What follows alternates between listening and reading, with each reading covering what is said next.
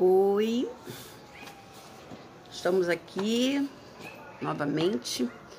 Vamos continuar a tenda vermelha. Não tá faltando muito para terminar não, hein, gente? Ó, pouquinho.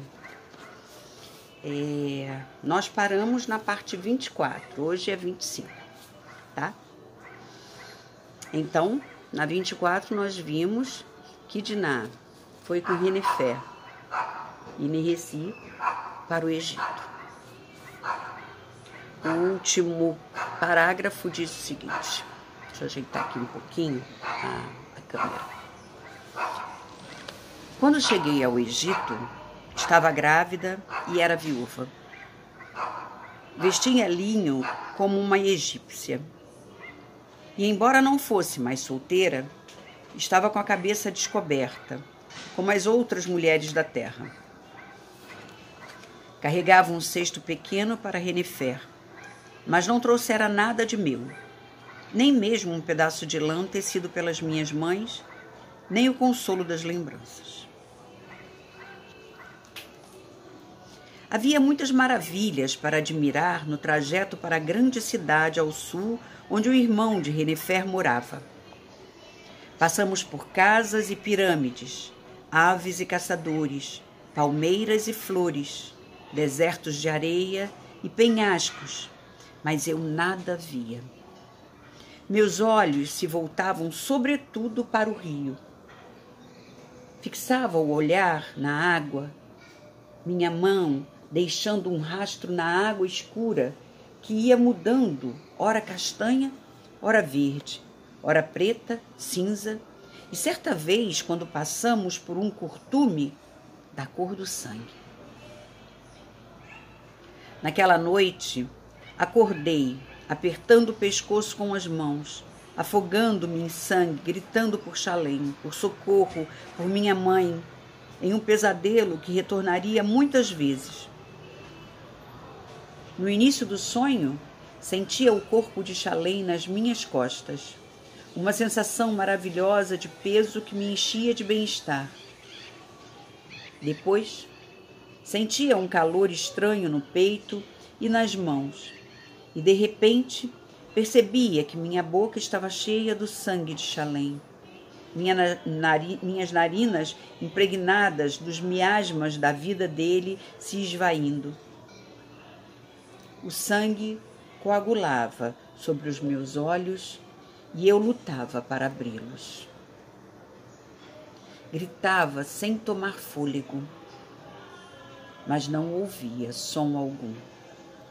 Continuava gritando, querendo que meu coração e meu estômago se desprendessem de mim enquanto gritava e eu morresse também. Na quarta noite em que tive o mesmo pesadelo, quando o sangue começou a me sufocar e minha boca se abriu buscando a morte, fui acordada por uma dor intensa, lancinante. Sentei-me e dei com Renessi de pé diante de mim. O lado sem fio da lâmina de sua imensa espada ainda encostado na sola dos meus pés, onde ele me havia golpeado. Chega, disse ele ao meu ouvido com voz sibilante. Renefer não aguenta mais. Ele se foi, eu ofegava aterrorizada. Daquela noite em diante, obriguei-me a acordar quando senti um calor se espalhando por meus seios. Arquejando, transpirando, deitada de costas, tentando não dormir. Passei a temer a chegada da noite com a mesma intensidade com que algumas pessoas temem a morte. A luz do dia dissipou meus medos. Pela manhã, antes que o calor tomasse conta de tudo, Renefer sentou-se junto de mim e Nereci, de mim e de Renessi, e contou casos alegres sobre sua infância. Vimos um pato e ela se lembrou das caçadas de que participava com o pai e os irmãos, dos quais o mais velho seria nosso protetor. Ainda criança, confiavam-lhe as lanças, que ela devia entregar aos caçadores quando fosse necessário, e antes que eles pedissem. Quando passamos por uma grande casa senhoril, Renefer descreveu a casa de seu pai em Mênfis e os muitos jardins e lagos que havia em seu pátio amplo. O pai havia sido um escriba, trabalhara para os sacerdotes de Rê, e a sua família levara uma vida confortável. Renefer ainda se recordava de todos os criados e escravos que a tinham servido quando criança. Contou sobre a mãe, Nebetane, que lembrava ser bonita, mas distante. Sempre às voltas com os seus potes de quirol.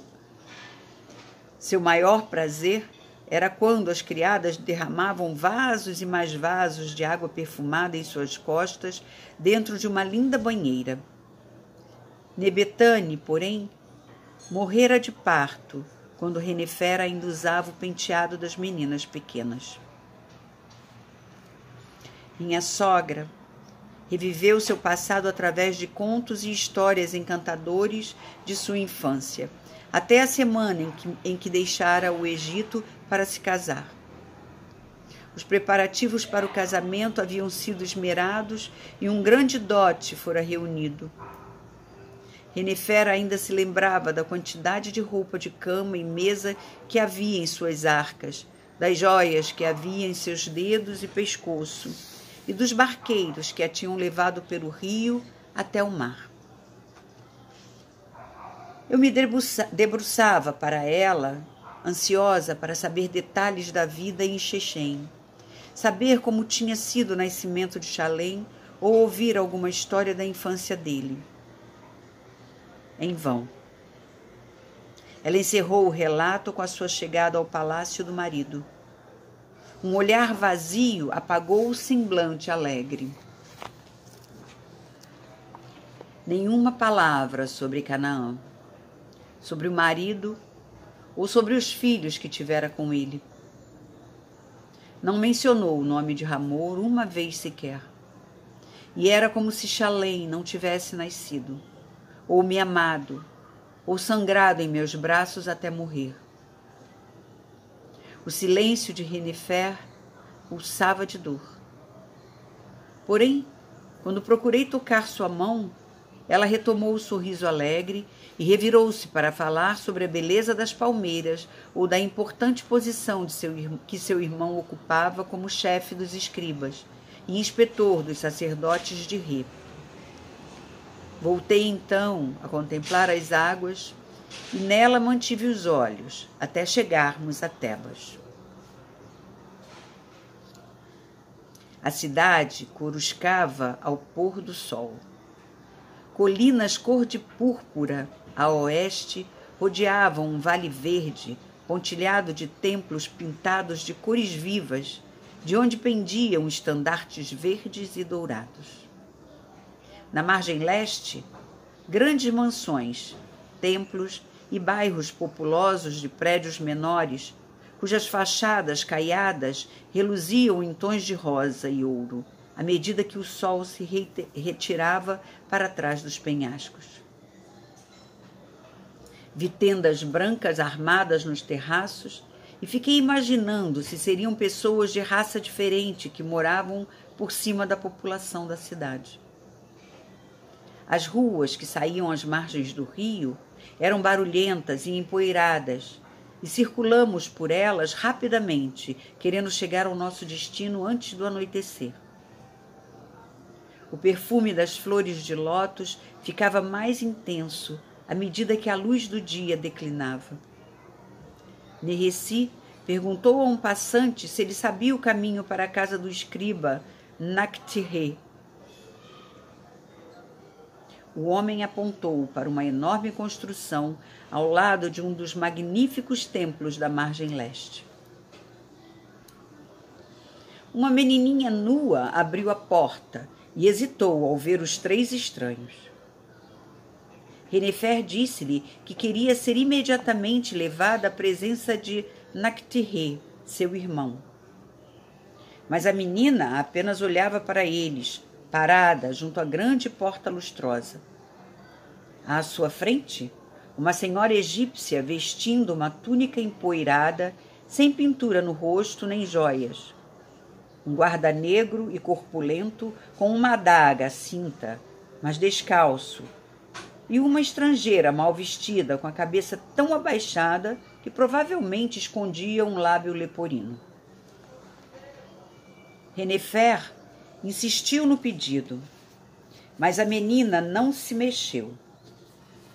Então, Nereci empurrou a porta e atravessou o vestíbulo que dava para um grande salão. O dono da casa estava finalizando as tarefas do dia, com rolos de pergaminho no colo e ajudante aos seus pés. Nakhti olhou para Nereci, alarmado e sem compreender de que se tratava, mas ergueu-se de um salto quando viu Renefer, espalhando papéis pelo chão ao correr para abraçá-la. Mal seus braços envolveram Renefer, ela começou a chorar. Não eram as lágrimas de alívio e felicidade de uma mulher contente por encontrar um membro da família, mas o pranto desesperado da mãe que acabou de ter o filho assassinado na própria cama. Renefer chorava alto nos braços do irmão desconcertado. Acabou caindo de joelho e gemendo lugubremente, dando vazão às mágoas de seu coração despedaçado. O barulho assustador fez todas as pessoas da casa de Nakhti acorrerem ao salão. Cozinheiros, jardineiros, padeiros, crianças e a dona da casa. Nakhti ajudou a irmã a se levantar e fez com que se sentasse em sua cadeira, onde a abanaram e deram-lhe água. Todos os olhares se voltavam para Renefer, que segurou as mãos de Nakhti e relatou o que havia acontecido sem acrescentar muitos detalhes, da maneira como havia combinado comigo. Contou que sua casa fora invadida por bárbaros, que seus bens tinham sido saqueados, que sua família fora exterminada, que toda sua vida lhe fora roubada. Descreveu a fuga e a tempestade no mar. Quando Nakhti lhe perguntou sobre o marido, ela respondeu: morto, assim como meu filho. E voltou a chorar convulsivamente. Com isso, as mulheres da casa iniciaram um lamento fúnebre alto e estridente que fez um arrepio correr pelo meu pescoço como uma maldição. Renefer foi novamente abraçada pelo irmão e novamente procurou controlar-se. Nereci é meu salvador, falou, dirigindo todos os olhares para onde ele estava ao meu lado. Estaria morta sem a força de seu braço, sua sabedoria e seu estímulo. Consegui fazer-me sair de Canaã, assim como esta moça, esposa de meu filho, e que traz meu neto em seu ventre. Os olhares se voltaram para minha barriga, e instintivamente minhas mãos se moveram para onde meu filho estava se desenvolvendo. Depois, foi o mesmo que assistir a uma pantomima. Sabia apenas algumas palavras no idioma deles, e as que havia aprendido na cama com meu amado. Conhecia as palavras que designavam as partes do corpo, a aurora e o pôr do sol, o pão, o vinho e a água, e o amor. Porém, os egípcios são um povo exuberante, que fala com as mãos e mostra os dentes ao falar. E acompanhei bastante bem o que diziam. Pelas expressões do rosto de Renefer, entendi que seu pai havia falecido. Seu irmão mais moço estava em terras longínquas, que uma amiga, ou talvez uma irmã muito querida, morrera ao dar à luz, e que Nactirê era tão bem conceituado quanto o pai deles. Fiquei parada junto à porta, esquecida e, portanto, a salvo, até que desmaiei. Estava escuro quando acordei sobre um colchão de crina que exalava um aroma muito doce ao lado da cama de Yennefer, que dormia tranquilamente. Toda a casa também parecia dormir. O silêncio era tão profundo que, se não tivesse caminhado pelo burburinho das ruas de uma cidade naquela mesma tarde, seria capaz de jurar que estava no meio de um campo deserto ou no cume de uma montanha. O canto de uma ave quebrou a quietude. Fiquei ouvindo, tentando encontrar a melodia de sua canção arrebatada. Já teria ouvido algum pássaro cantar à noite? Não me lembrava. Por um momento esqueci tudo que não fosse a música de um pássaro cantando para a lua crescente, e quase morri, e quase sorri. De repente, senti um leve toque em meus dedos e a sensação de prazer se foi. Com um salto estava de pé, porém ainda não havia esquecido o golpe da espada de Neressi e contive o grito. Uma pequena sombra movia-se em círculos à minha volta. O pássaro ainda cantava, mas agora seu trinado parecia zombar da alegria que eu experimentara momentos antes. Horrorizada, vi a sombra pular para a cama de Yennefer e desaparecer. Meus olhos ardiam com o esforço de enxergar na escuridão e comecei a chorar a morte de minha boa senhora, certa de que a criatura havia acabado com sua vida. Torci as mãos e lastimei a minha própria sorte, sozinha e abandonada em uma terra distante. Deixei escapar um gemido e Yennefer mexeu-se, murmurando meio adormecida. — O que houve, criança? — Perigo, disse entre soluços. Yennefer sentou-se e a sombra pulou na minha direção. Cobri a cabeça e dei um grito.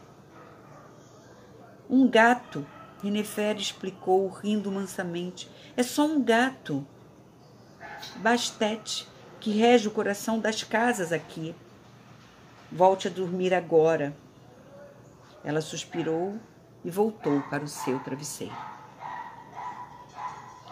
Fiquei deitada, mas meus olhos não se fecharam mais naquela noite. Pouco depois, a luz começou a se filtrar pelas janelas que se enfileiravam no alto de uma parede. A claridade do sol encheu o quarto. Observei as paredes caiadas e, em um canto, uma aranha tecendo sua teia. Vi imagens de deuses que não conhecia, colocadas em nichos ao redor das paredes. Estendi a mão para tocar o belo pé da cama de Yennefer, entalhado com uma forma da pata de um animal gigantesco. Inalei o cheiro de meu colchão, feno, suavizado com o perfume de uma flor que eu não conhecia. O quarto parecia abarrotado de cestos com desenhos intrincados e tapetes trançados. Havia um conjunto de frascos dentro de uma caixa marchetada, ao lado de uma pilha alta de panos dobrados que mais tarde aprendi serem toalhas de banho. Todas as superfícies eram tingidas ou pintadas com cores fortes. Eu não pertencia àquele lugar, cheio de tantas coisas maravilhosas. Porém, era o único lar que eu possuía. Durante as primeiras semanas, não estava totalmente consciente de que trazia uma criança dentro de mim. Meu corpo parecia igual, e estava tão ocupada com o novo ambiente que não reparei nas mudanças de fase da lua, que as mulheres egípcias encaravam com pouca formalidade e que não implicavam afastamento. Permaneci junto a Renefer, que passou esses primeiros dias descansando no jardim e traduzindo quando eu não compreendia as poucas palavras que me dirigiam. Não era maltratada. Todos na casa de Nactihé eram gentis, até sua esposa, Éria, que, sem ter sido avisada, tivera de partilhar sua casa com uma irmã muito esquecida e seus 2 criados estrangeiros. Nereci sabia como se tornar útil e logo passou a trabalhar para Nactihé como mensageiro, circulando entre a residência, o templo e as tumbas que estavam sendo construídas no vale a oeste. Eu não chegava a ser criada, nem era propriamente sobrinha. Apenas uma estrangeira, de quem se desconhecia o idioma e as habilidades. Quando me encontrava, a dona da casa dava-me uns tapinhas afetuosos, como se eu fosse um gato, e afastava-se antes que fosse necessário trocar palavras. Os criados também não sabiam onde me encaixar. Tentaram ensinar-me como fiar o linho, para que pudesse ajudar no trabalho doméstico. Porém, minhas mãos não eram ágeis, e já que eu não podia participar de conversas e mexericos na cozinha, fui deixada de lado. Minha ocupação principal era cuidar de Renefer, mas ela preferia a solidão. Procurei então outras tarefas para encher meu tempo. As escadarias da casa atraíam-me de modo especial e achava sempre alguma desculpa para subir e descer de um andar para o outro, observando como o ambiente ficava diferente a cada degrau. Assumi a tarefa de lavá-las pela manhã e varrê-las ao entardecer, e mantê-las limpas enchia-me de um orgulho tolo. Sempre que podia, subia para o terraço, onde o vento norte, vindo do rio, quase levantava a tenda armada como proteção contra o sol. Nas noites quentes, quase todas as pessoas da casa dormiam lá, mas nunca me juntei a elas, receando que ficassem sabendo do meu pesadelo. Do terraço, eu via ao longe o reflexo do sol no rio e a dança das velas dos barcos. Lembrei a primeira vez que vira tanta água, quando era criança e viajava com minha família de Harã para o sul. Pensei no rio junto ao qual José e eu tínhamos sido atacados por um poder invisíveis e salvos pelo amor de nossas mães. Ao lembrar a promessa de Chalém de me ensinar a nadar, senti um terrível aperto na garganta. Fixei os olhos bem abertos no horizonte, como fizera em Mangre, para segurar o choro e não ceder à vontade de me atirar do terraço. Os dias se passavam, em uma sucessão indistinta de coisas novas para ver e aprender. As noites, porém, eram sempre iguais. Lutava contra os sonhos que me deixavam banhada de suor, encharcando o colchão com o sangue de Chalém, como o sangue de Chalém havia encharcado a nossa cama, arquejante e temendo fazer qualquer ruído. De manhã, meus olhos doíam e minha cabeça latejava. Renefer ficou preocupada comigo e trocou ideias com a cunhada. As duas determinaram que eu passaria as tardes repousando. Ataram um cordão vermelho em torno de minha cintura. Faziam-me beber leite de cabra misturado com uma poção amarela que manchava minha língua. À medida que minha barriga crescia, as mulheres da casa encantavam-se cada vez mais comigo. Fazia muito tempo que nascera a última criança na família de Nactihé, e todos estavam ansiosos por um pequenino. Serviam-me comidas surpreendentes, tão exóticas para mim quanto as flores do luxuriante jardim que havia atrás da casa. Comia melão de polpa alaranjada e melão de polpa rosada. E havia sempre muitas tâmaras. Nos muitos dias de festas dedicados aos deuses ou nos feriados, havia ganso preparado com alho ou peixe ao molho de mel. O melhor de tudo, porém, eram os pepinos, a comida mais deliciosa que eu poderia imaginar. Verdes, doces, mesmo ao calor do sol, um pepino beijava a boca com o frescor da lua. Seria capaz de comê-los sem parar. Nunca ficaria enjoada ou satisfeita. Minha mãe adoraria esse fruto. Pensei na primeira vez que mordi sua polpa sumarenta. Era meu primeiro pensamento para Lia em mais de um mês. Minha mãe não sabia que eu estava grávida. Minhas tias não sabiam nem mesmo se eu estava viva. Estremeci de tanta solidão. Éria notou que meus ombros tremiam e levou-me pela mão até o vestíbulo da porta da frente. Paramos diante de um nicho na parede e, com um gesto, ela mandou que eu pegasse a pequenina deusa. Era um hipopótamo de pé nas patas traseiras, a barriga protuberante e uma boca enorme e sorridente. Taweret, disse Éria, tocando a imagem de barro e em seguida tocando a minha barriga. Franzi as sobrancelhas sem entender.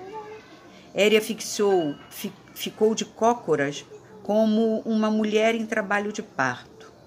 Colocou a imagem entre suas pernas e, através da mímica, mostrou-me que Taweret cuidaria para que eu tivesse um bom parto. A dona da casa pensara que eu estava com medo de dar à luz. Assenti com a cabeça e sorri. Menino, disse ela, e de novo afagou minha barriga. Fiz que sim com a cabeça. Sabia que estava esperando um menino e respondi no idioma da casa. Menino. Éria pôs a estatueta em minhas mãos, querendo dizer que eu ficasse com ela, e beijou meu rosto. Por um momento, a gargalhada rouca de Ina soou tão alto em meus ouvidos que pensei que a velha parteira estivesse ao meu lado, satisfeita com a profecia que fizera muito tempo antes de que Taweret tomaria conta de mim. Na semana seguinte, senti o adejar da asa de um pássaro sobre meu coração. Estava impressionada com o amor que sentia pela vida que carregava em meu ventre. Comecei a sussurrar para o meu filho, ainda não nascido, quando estava deitada em minha cama, cantarolava baixinho para ele as canções de minha infância, enquanto varria ou fiava. Pensava no meu bebê enquanto penteava o cabelo, quando dormia, de manhã e à noite.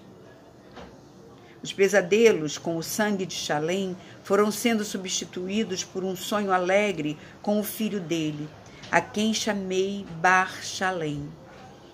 No sonho, meu filho não era um bebê, mas uma pequenina cópia de seu pai, aninhado em meus braços e contando-me histórias sobre sua infância no palácio, sobre as maravilhas do rio, sobre a vida do outro lado da vida. Nesse sonho, meu amado protegia-me e afugentava um crocodilo faminto que viera atrás de mim e do menino. Detestava acordar, e então passei a dormir cada vez mais tarde, só para continuar dentro do sonho. Yennefer permitia que eu ficasse na cama e qualquer coisa mais que eu desejasse. Antes de adormecer, ela e eu ficávamos observando os movimentos de minha barriga. Encantada, ela dizia: "Ele é forte." E eu rezava: "Que ele seja forte." Então, que sejamos fortes, que sejamos resilientes com tudo que acontece à nossa volta, em todos os tempos, em todas as horas, em todos os sonhos bonitos, em todos os sonhos não tão bonitos. Que sejamos fortes. Até a próxima. Um grande e afetuoso abraço.